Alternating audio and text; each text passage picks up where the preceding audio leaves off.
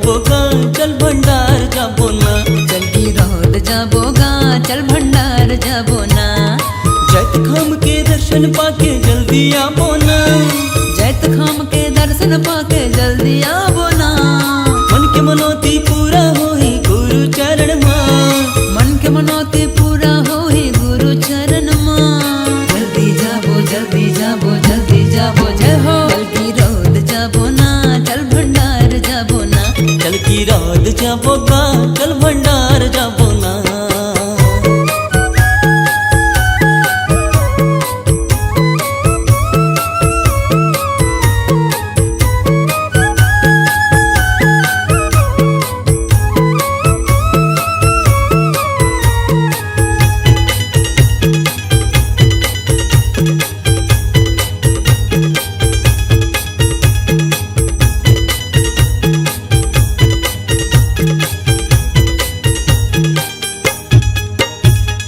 गुरु जी के महिमा महान है, खाएला जग संसार है।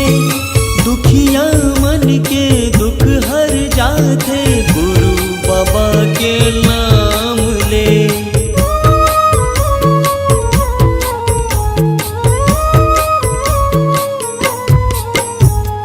नर नारी दर्शन बर जात है, मन चाह फल उहाँ पात है।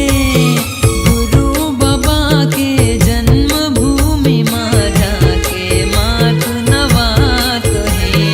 चौक नदी के पानी महा मन नहा बना। सत्य के राह में चलना है हम सबो भाईला।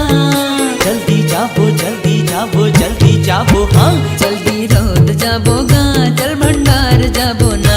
चल गिरौद जाबो गा चल भंडार जाबो ना।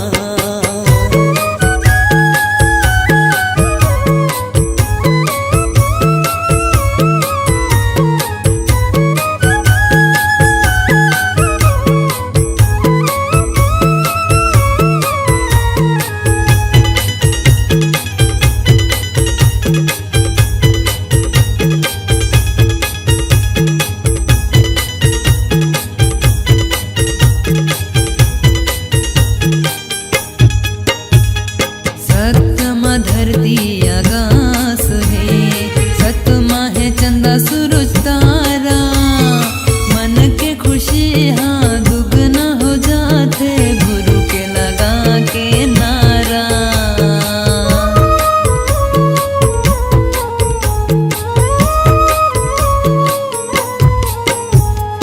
मन माँ गुरु के नाम है, सत्य पुरुष निराकारी। बालक दास गुरु अमर दास के अजर अमर है कहानी। सात पहाड़ के महिमा ला मन गाबो ना। बाबा के मंदिर में ज्योति जलाबो ना। जल्दी जाबो जल्दी जाबो जल्दी जाबो जय हो। चल गिरौद जाबो गा चल भंडार जाबो ना। चल गिरौद जाबो गा चल भंडार जाबो ना। जैत खाम के दर्शन पाके जल्दी आबो ना। जैत खाम के दर्शन पाके जल्दी आबो ना। मन के मनोती पूरा होई गुरु चरण मां। मन के मनोती पूरा होई गुरु चरण मां। जल्दी जाबो जल्दी जाबो जल्दी जाबो ना। चल गिरौद जाबो गा चल भंडार जाबो ना। चल गिरौद जाबो गा चल भंडार जाबो ना। चल गिरौद जाबो गा चल भंडार जाबो ना। चल गिरौद जाबो